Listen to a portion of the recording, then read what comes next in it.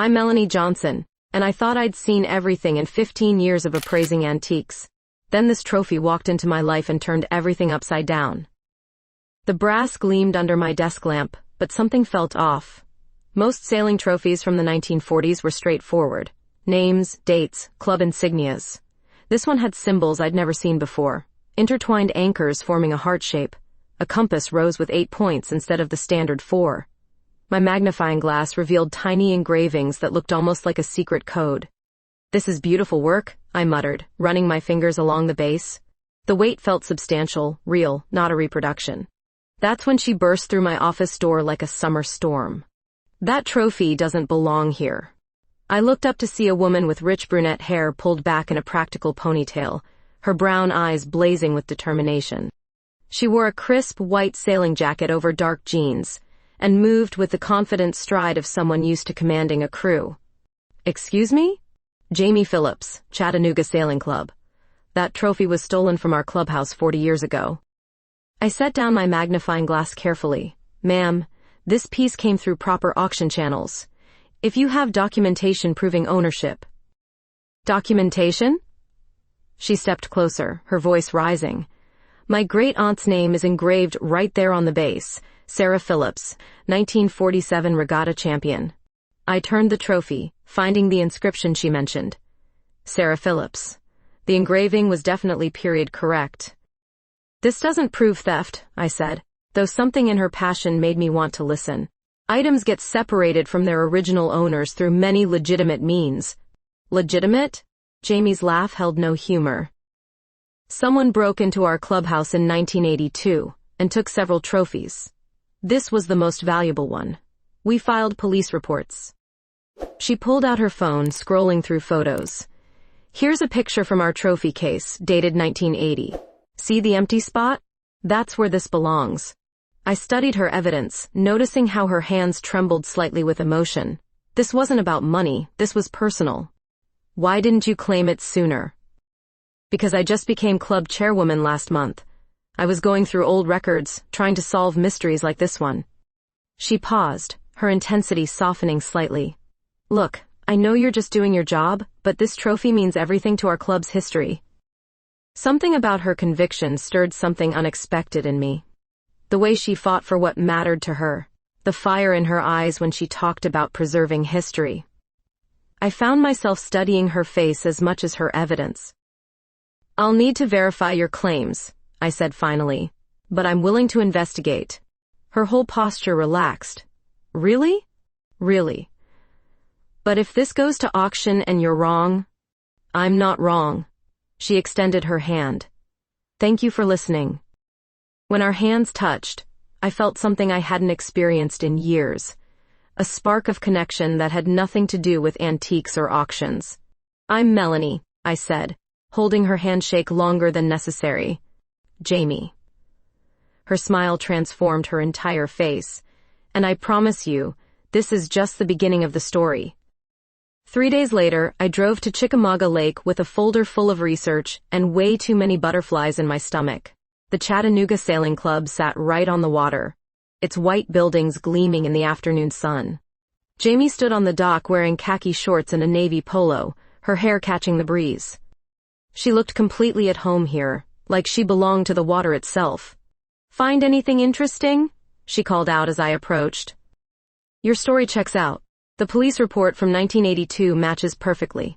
I handed her a copy. "I also found the original purchase receipt from 1947. Your great-aunt bought this trophy as a gift." Her eyes widened as she scanned the documents. "A gift? To whom?" "That's what I want to figure out. The receipt just says, 'For me,' no full name." "Damn." Jamie tucked a strand of hair behind her ear. "Well, since you came all this way, how about I show you why this place meant so much to her?" She led me to a sleek white sailboat tied to the dock. "Ever been sailing? Does a pedal boat count?" Her laugh was infectious. "Not even close." "Come on, I'll teach you." The boat rocked gently as we stepped aboard. Jamie moved with practiced ease, checking lines and adjusting sails while I tried not to look completely lost. "Here, hold this." She handed me a rope. "No, a line," she corrected. Her fingers covered mine, guiding my grip. Feel how the wind wants to pull it? I nodded, acutely aware of how close she stood behind me. Her voice was soft near my ear as she explained the basics, her breath warm against my neck. The wind's picking up, she said, checking the sky. Perfect sailing weather. We pushed off from the dock, and suddenly, we were gliding across the water. The sail billowed full, and I felt the boat come alive beneath us. "This is incredible!" I shouted over the wind. Jamie grinned, one hand on the tiller, completely in her element. "Your great-aunt knew what she was doing, bringing someone special out here." "You think me was someone she loved?" "I think love and sailing go together perfectly." Dark clouds rolled in faster than either of us expected. The wind shifted, becoming aggressive, and Jamie's relaxed demeanor turned focused. "We need to get back," she called, wrestling with the sail. "Can you duck when I tell you to?" The boom swung overhead as we turned. Rain started pelting us, and I helped Jamie secure loose lines as we fought toward shore. "There," she pointed to a small cove. "We can wait it out." We barely made it to shelter before the storm hit in earnest. The boat's cabin was tiny but dry, and we squeezed inside, both breathing hard from the excitement. "That was terrifying," I said, pushing wet hair from my face. "That was sailing." Jamie's eyes sparkled with adrenaline. We sat close together on the narrow bench, our knees touching. The storm drummed on the cabin roof, creating an intimate cocoon around us. "Thank you," I said quietly, "for showing me what this place meant to her. Thank you for caring enough to find out." Something shifted in the small space between us. Jamie's hand found mine, her thumb tracing circles on my palm. "Melanie," she whispered. "Yeah?" Instead of answering, she leaned forward and kissed me. Soft at first, tentative, then deeper when I responded. Her lips tasted like lake water and adventure, and I felt myself melting into her touch. When we broke apart, she rested her forehead against mine. "I've wanted to do that since you walked into your office," she admitted. "What took you so long?" Her laugh was breathless, professional restraint. Outside, the storm was already moving on, but neither of us seemed eager to leave our shelter. Back at my apartment that evening, I couldn't stop thinking about Jamie's kiss.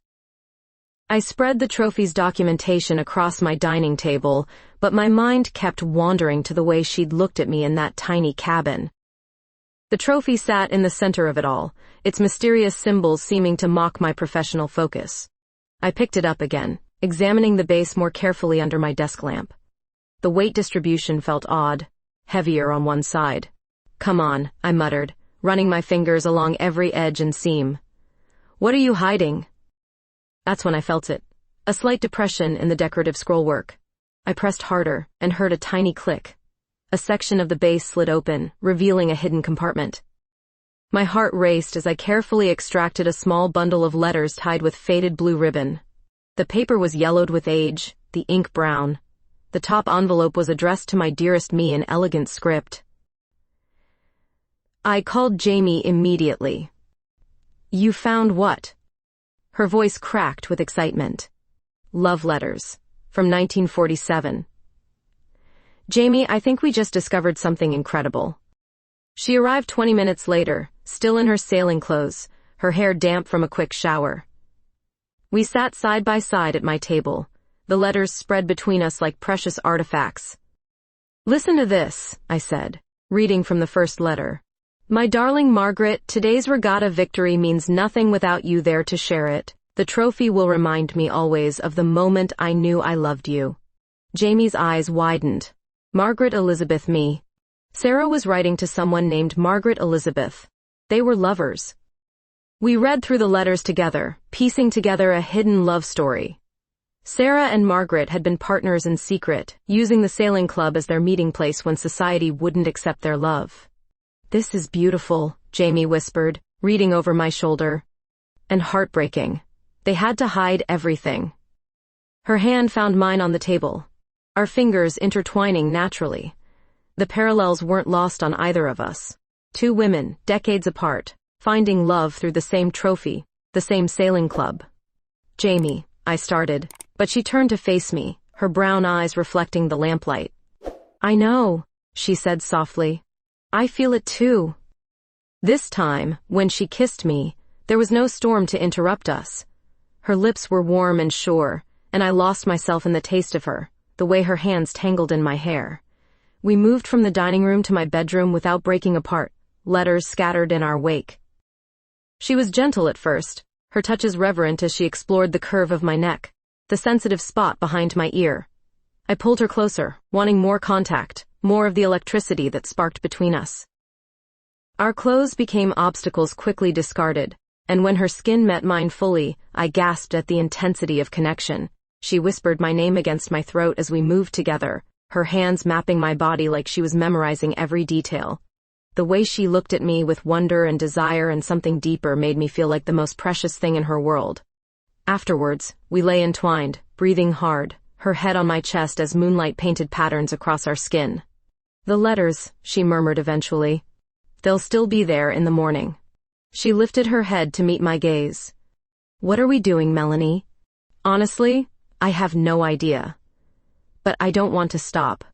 She smiled, pressing a soft kiss to my collarbone. Good, because neither do I. We spent the rest of the night reading Sarah's letters aloud to each other, learning about a love that had been hidden for 70 years. Each letter revealed more of their story, stolen moments at the sailing club, coded messages, plans for a future they could never openly claim. They never got their happy ending, Jamie said sadly, curled against my side. Maybe we can give them one, I replied, thinking of the trophy that had brought us together. Maybe that's why it found its way to us. Monday morning hit like a cold slap.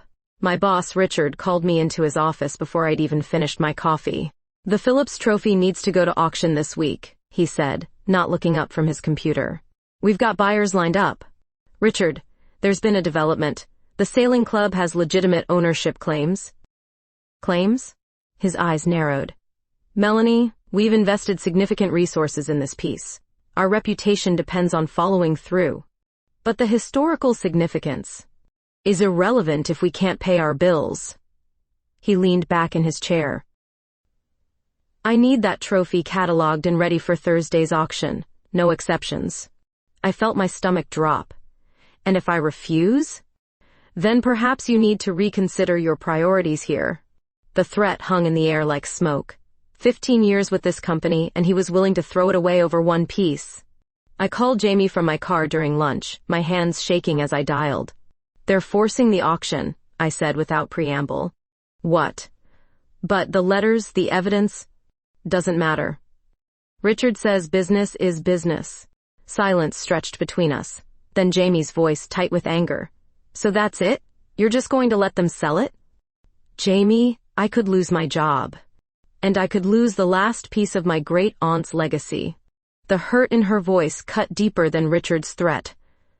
That's not fair. Fair? Her laugh was bitter. You know what's not fair? Thinking you actually cared about more than just your career. Of course I care. About the trophy, about your family's history, about me? The question hung there, loaded with everything we'd shared over the past few days. The letters, the sailing, the night in my bed that had changed everything. You know I do. Do I? Because right now, it feels like I was just another interesting artifact for you to examine and catalog. Her words stung, because part of me wondered if she was right. Had I gotten so caught up in the romance of it all, that I'd forgotten this was real life, with real consequences? Meanwhile, Jamie was dealing with her own crisis. The sailing club's board had called an emergency meeting after word spread about her relationship with me.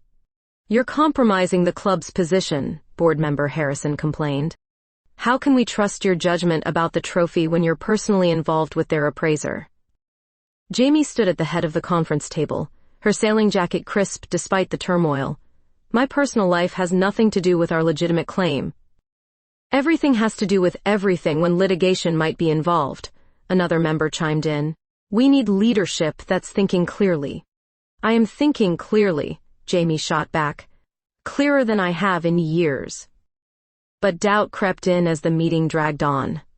Was she letting her feelings for me cloud her judgment? The trophy meant everything to the club's history, but now it was tangled up with emotions she hadn't expected.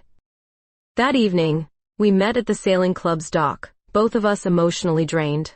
The sun was setting over Chickamauga Lake, painting the water golden red. "They're questioning my leadership," Jamie said, not meeting my eyes. Richard threatened to fire me. We sat on the dock in heavy silence, watching boats return to harbor. Everything that had felt magical between us now seemed impossible. "Maybe this was a mistake," Jamie said quietly. "The trophy, or us?" She turned to look at me then, her brown eyes reflecting the dying light. "I don't know anymore. A week ago, my biggest problem was organizing the summer regatta. Now I'm fighting for my job and my heart at the same time." "Jamie, don't." She held up her hand. "Just don't. I can't think straight when you look at me like that." "Like what?" "Like you actually love me." The words hit like a physical blow. "You think I don't?" "I think you love the idea of me. The romantic story, the hidden letters, the dramatic sailing lessons." She stood, brushing off her jeans. "But when it comes to actually fighting for something real, you choose your career. That's not true. Isn't it?" She walked toward the clubhouse, then paused. "The auction is Thursday. I guess we'll see what matters more to you." As I watched her disappear into the building, I realized she was right about one thing. I had to choose. But the choice wasn't as simple as she thought. Saturday arrived with the kind of perfect Tennessee weather that makes you forget your problems exist. The Chattanooga River Food Festival stretched along the waterfront, filled with the sounds of live music and sizzling grills. I hadn't planned to go. After my fight with Jamie, hiding in my apartment seemed like the better option. But Lisa Lopez, my friend from the gallery, dragged me out. "You can't mope forever," she insisted. "Besides, they have those famous barbecue ribs you love." The line for Murphy's Barbecue stretched halfway across the festival grounds. I stood there checking my phone obsessively, hoping for a text from Jamie that never came. "Excuse me. Are you in line for the ribs?" I looked up to see a woman about my age with striking auburn hair and green eyes. She wore a sundress that complemented her coloring perfectly, and her smile was warm and genuine. "Yeah. Though at this rate, we'll be here until midnight." She laughed. "I'm Alex Martinez. And you're right. I've been tracking this line for 20 minutes. Melanie Johnson. First time at the festival?" "Actually, no. I grew up here. Just moved back from Atlanta." She stepped closer as the line inched forward. "Corporate law was killing my soul, so I'm starting fresh." There was something easy about talking to Alex. She was funny and smart, making observations about the festival crowd that had me genuinely laughing for the first time in days. "So, what do you do?"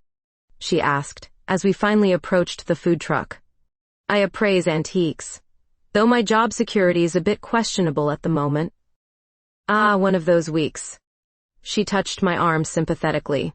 "I actually know something about that. My mom's been trying to set me up with this appraiser she heard about through a friend. Apparently we're perfect for each other." I nearly choked on my water. "Your mom sets you up?" "Constantly. She thinks I work too much and needs someone to ground me." Alex made air quotes, rolling her eyes. "What about you? Anyone special making your life complicated?" Before I could answer, I heard a familiar voice behind us. "Melanie?" I turned to see Jamie standing there with Lisa, both holding festival programs. Jamie's eyes immediately went to Alex, taking in our easy proximity and the way Alex's hand still rested on my arm. "Jamie, hi." My voice came out higher than normal. "Lisa mentioned you might be here." Jamie's tone was carefully neutral, but I could see the tension in her shoulders. Alex looked between us curiously. "Friend of yours?" "Something like that," Jamie said before I could respond. The awkwardness stretched until Alex, bless her, stepped in. "I'm Alex Martinez. Are you two in line too?" "We were just leaving," Jamie said quickly. "Actually," Lisa interrupted, "we were hoping to grab some food. Maybe we could share a table?" I wanted to disappear. Jamie clearly wanted the same thing, but Alex was already enthusiastic about the idea. "That sounds perfect.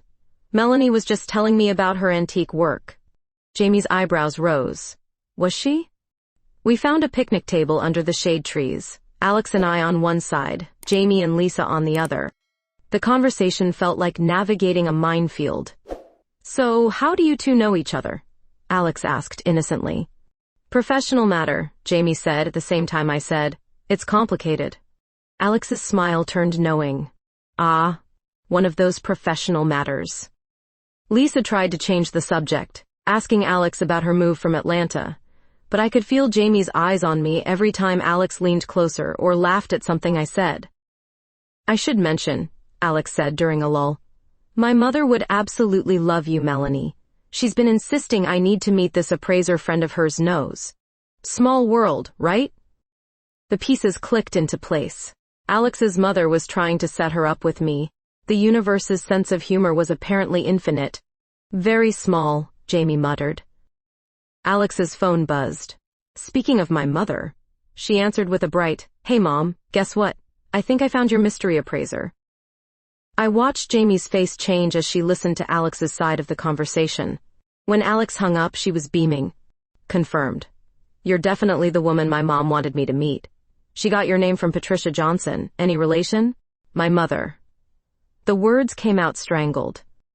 This is perfect. Alex's excitement was genuine and infectious. Would you like to have dinner sometime? Somewhere quieter than a food festival? I felt trapped between Alex's hopeful expression and Jamie's barely controlled emotion.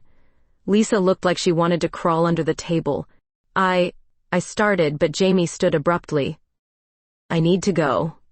She looked directly at me, her brown eyes full of hurt and something that might have been resignation. Enjoy your dinner plans. She walked away before anyone could respond, weaving through the festival crowd toward the parking area. Alex watched her go with obvious concern. Did I say something wrong? It's not you, I assured her, though my heart was pounding. Jamie and I have some unresolved issues. The professional matter? Among other things. Alex studied my face with lawyer-sharp perception.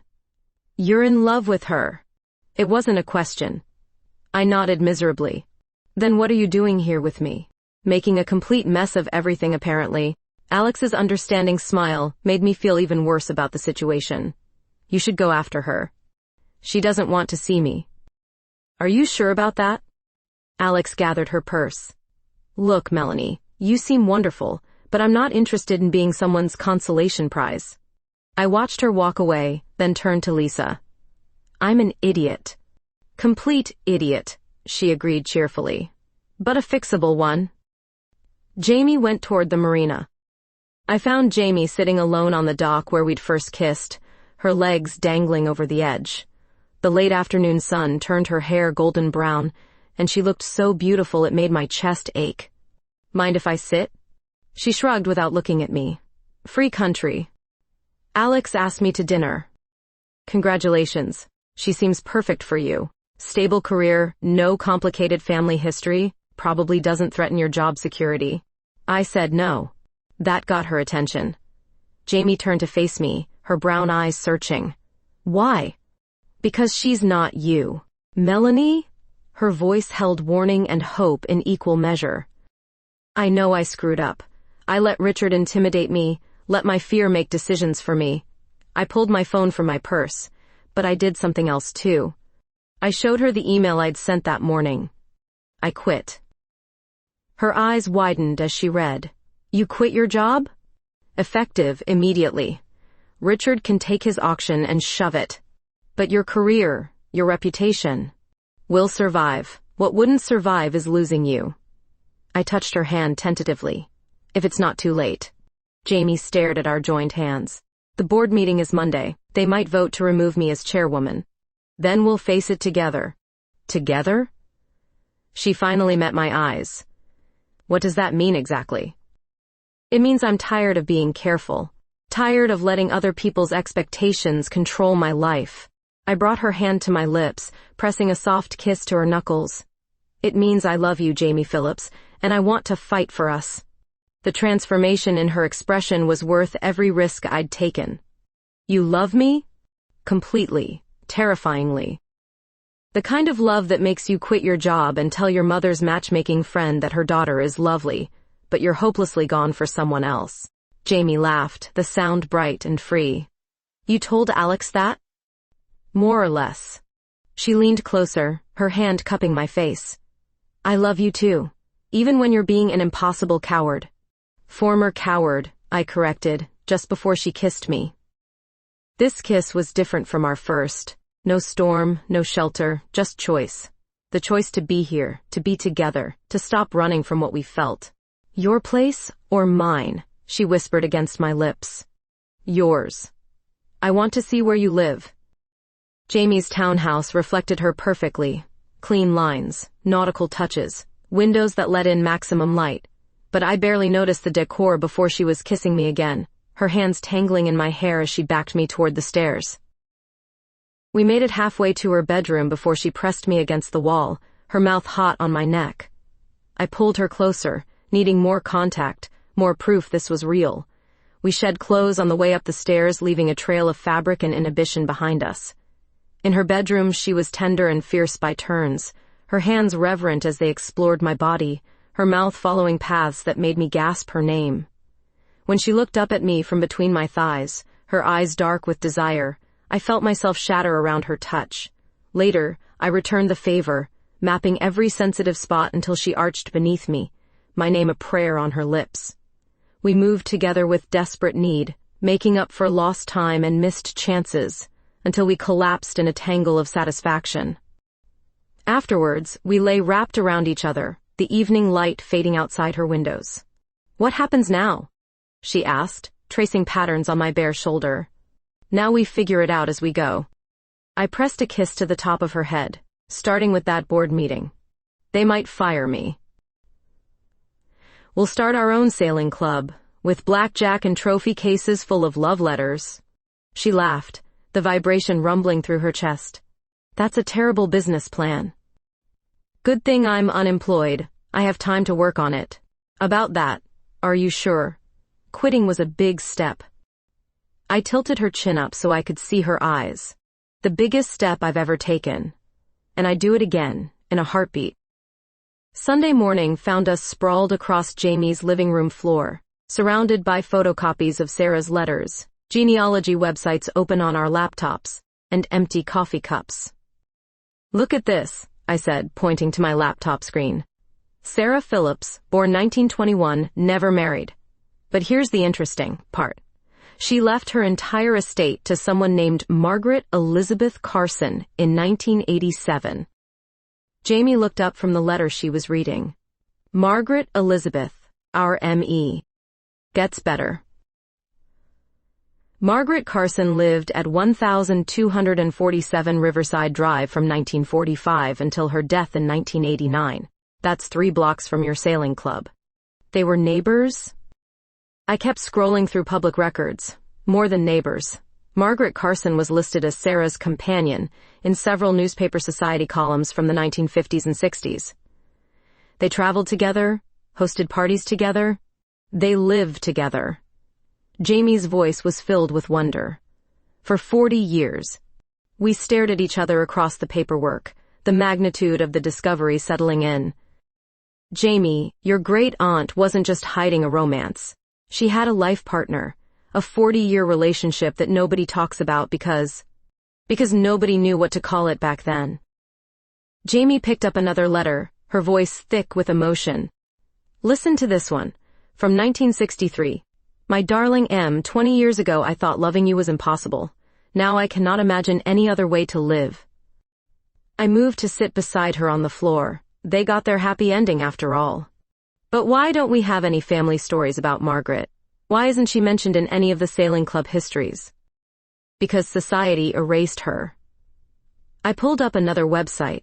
Look, Margaret Carson was a teacher, elementary school.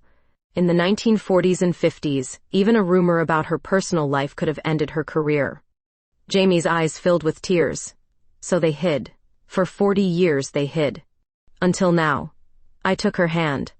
We're going to tell their story. The real story. How? The sailing club exhibition. Instead of just displaying the trophy, we tell the complete story. Sarah and Margaret, their love, their life together. We give them the recognition they never got to have. Jamie wiped her eyes, but her smile was radiant. The board will never approve it. They will when they see the research. This isn't just local history, it's American history. The hidden stories of women who loved women when society said they couldn't exist. We spent the rest of the day building our case. Margaret had been more than Sarah's secret love. She'd been instrumental in the sailing club's early success, organizing events and fundraising despite never receiving official credit. The letters revealed her involvement in every major club decision from 1947 to 1987. She was essentially co-running the club, Jamie said, reviewing my timeline. All those anonymous donations that kept us afloat in the 1970s? I bet they came from Margaret. Your great-aunt found a way to make sure Margaret was part of the club's legacy, even if she couldn't do it openly. Monday evening, we walked into the sailing club's boardroom together, our presentation materials organized in matching folders. The 5 board members looked skeptical as we set up. Before you vote on my leadership, Jamie began, I want to share what we've discovered about the Phillips Trophy and our club's real history. For the next hour, we laid out everything. The hidden letters, the genealogy research, Margaret's invisible contributions to the club. The room grew quieter as the story unfolded. So you're saying, board member Harrison said slowly, that Sarah Phillips had a partner who helped run this club for decades? I'm saying, Jamie replied firmly, that our club was built by a love story. Sarah and Margaret shaped this place together, and it's time we honored both of them. Board member Catherine wiped her eyes. I remember Margaret. She was at every regatta when I was a child, always helping with organization. I never knew. Because they couldn't tell anyone, I added. But their love built something lasting. This club, these traditions, the trophy that brought them together, it's all part of their legacy. The vote was unanimous. Not only would Jamie remain as chairwoman, but the board approved our proposal for a permanent exhibition celebrating Sarah and Margaret's story. We'll call it Hidden Anchors, Love Stories from Our Past, Jamie announced, her voice steady with pride. As we walked out to the parking lot, she grabbed my hand. We did it. We did more than that. I pulled her close, kissing her under the marina lights. We proved that some love stories are worth waiting 70 years to tell. Think we'll have to wait that long for people to celebrate ours? I looked at this amazing woman who'd fought for her great-aunt's truth, who'd risked her position to honor hidden love, and I knew our story was just beginning. Not a chance, I said, and kissed her again.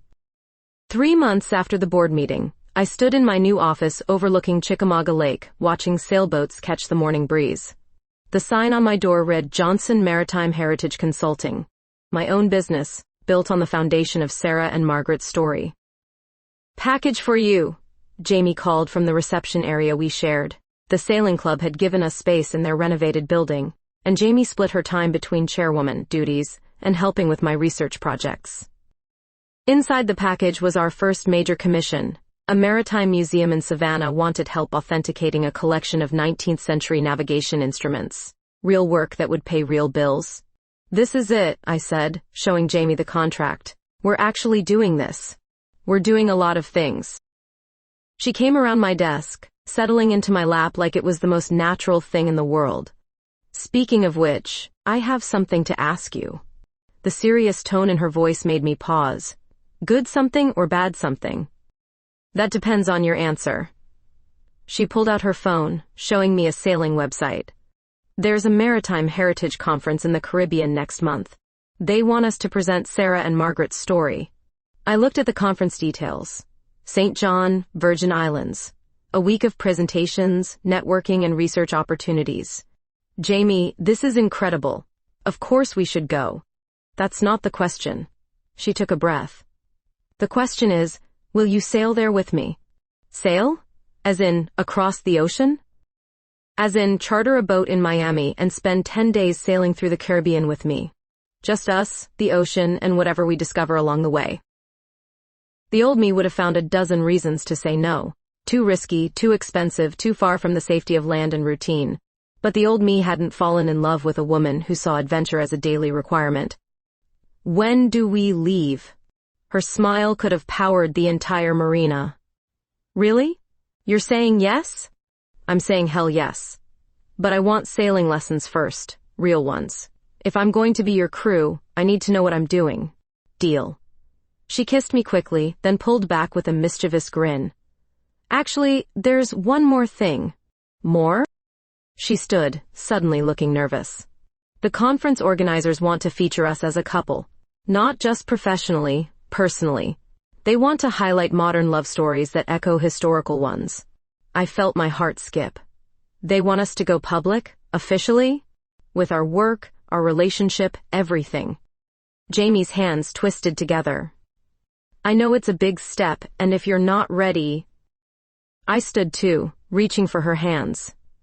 Jamie Phillips, I quit my job for you. I started a business based on a love story we discovered together. I'm about to sail across an ocean with you. I pulled her closer. I think it's safe to say I'm ready to go public. The kiss that followed made my knees weak. When we finally broke apart, Jamie rested her forehead against mine. I love you, Melanie Johnson. I love you too. And I love the life we're building. Even the scary ocean sailing part? Especially the scary ocean sailing part. That evening, we walked down to the dock where we'd first kissed. The Hidden Anchors exhibition had opened last week to standing room only crowds. The local newspaper ran a feature story, and we'd already gotten inquiry calls from 3 other sailing clubs wanting similar research. Look, Jamie said, pointing to the trophy case inside the clubhouse. Sarah's trophy sat in a place of honor, surrounded by blown-up photographs of her and Margaret, excerpts from their letters, and a timeline of their 40-year partnership. They finally get to be together publicly, I said. Just like us. We sat on the edge of the dock, our feet dangling in the water. The sun was setting, painting the lake in shades of gold and pink. Scared? Jamie asked. Terrified, I admitted. But the good kind of terrified. The kind that means you're about to do something that matters. That's my favorite kind. She pulled out her phone and showed me sailing routes through the Caribbean, talking about trade winds and anchorages with the expertise that had first attracted me to her. But now I knew it was more than expertise. It was passion, the same passion she brought to everything she cared about. Including me. We'll document everything, she was saying, not just for the conference, but for us. Our own love letters to the future. Think anyone will find them in 70 years and wonder about our story? I think they'll know exactly what our story was about. Jamie leaned over and kissed me, soft and sure. 2 women who found each other, found their courage, and sailed toward whatever came next. The stars were coming out over Chickamauga Lake, and somewhere in the distance, I could hear the sound of other boats returning to harbor. Safe harbor, just like we'd found in each other. 6 months later, I stood on the deck of our chartered sailboat watching the sun rise over St. John. The Caribbean stretched endlessly blue in every direction, and I finally understood why Jamie belonged to the water. Coffee's ready, she called from below, emerging with 2 steaming mugs and that smile that still made my heart skip. We'd sailed here from Miami over 10 incredible days, learning to work together as a crew, discovering anchorages that felt like private paradise, making love under stars brighter than any I'd ever seen on land. Ready for today? She asked, settling beside me on the cockpit cushions. Today was our presentation at the International Maritime Heritage Conference. Delegates from around the world had come to hear about hidden anchors, love stories that shaped maritime history. As ready as I'll ever be to tell our love story to 100 strangers. Our love stories, Jamie corrected. Sarah and Margaret's. Ours. All the others we've discovered since. The Hidden Anchors project had exploded beyond anything we'd imagined. 3 more sailing clubs had commissioned similar research, and we'd uncovered dozens of hidden relationships in maritime records. Love letters tucked in ship logs, couples who'd disguised their partnerships as business arrangements, women who dressed as men to sail together. Think we'll change any minds today? We already have. Jamie pulled out her tablet, showing me emails from around the world, museums wanting to feature LGBTQ maritime history, sailing clubs adding diversity initiatives, families reaching out about their own hidden ancestors. Look at this one, she said, scrolling to a message from yesterday. A woman in Australia found love letters in her grandmother's sea chest. 2 women who ran a shipping company together in the 1930s. I read over her shoulder, amazed again by how many love stories had been waiting to be discovered. The conference center buzzed with energy when we arrived. Maritime historians, museum curators, sailing enthusiasts, people who understood that ships and the sea had always been about more than just transportation. Johnson and Phillips? A conference organizer approached us. You're our closing keynote. Everyone's excited to hear your presentation. As we set up our slides, I caught Jamie's hand. Remember when our biggest problem was one stolen trophy? Best theft in history, she said, squeezing my fingers. Our presentation went better than we'd dared hope. The audience was captivated by Sarah and Margaret's letters, moved by our research methods, and inspired by how we'd turned a discovered love story into a business model for uncovering hidden history. During the Q&A, a young woman raised her hand. What advice would you give to couples trying to build something together? Jamie and I looked at each other, and I saw our whole journey reflected in her brown eyes. The fights, the fear, the moment we chose each other over everything else. Don't be afraid to get lost together, Jamie said. Some of the best discoveries happen when you're off course. And trust that love stories want to be told, I added, whether they're 70 years old or just beginning. Afterwards, we walked to the resort's private beach. The Caribbean was turning gold and pink with sunset, and I felt the same sense of perfect rightness I'd experienced in that tiny boat cabin during our first storm. I have something for you, Jamie said, pulling a small wrapped box from her bag. Inside was a compass, antique brass, beautifully maintained, with an inscription around the edge, to M. My true north always. Love, J. My throat tightened. Jamie. It's not a proposal, she said quickly. It's a promise, that wherever we sail from here, we'll navigate it together. I turned the compass over, feeling its weight, its history. Where did you find this? Margaret's estate sale. It was in a box of Sarah's things. Jamie's voice was soft. I think they'd want us to have it. I looked up at this incredible woman who'd changed everything about my life, who'd taught me that the best adventures required leaving safe harbor. I love you, I said, the words carrying everything I felt, gratitude, amazement, absolute certainty. I love you too. She kissed me as the sun touched the horizon. Ready for whatever comes next? I thought about our boat waiting in the harbor, our business growing beyond our wildest dreams, all the hidden love stories still waiting to be discovered. Most of all, I thought about this woman whose courage had shown me how to live without limits. With you? I'm ready for anything. As we walked back up the beach, the compass warm in my hand, I realized we'd become exactly what Sarah and Margaret had been. Partners in every sense, building something beautiful together, writing our own love letters to the future. The difference was, we didn't have to hide.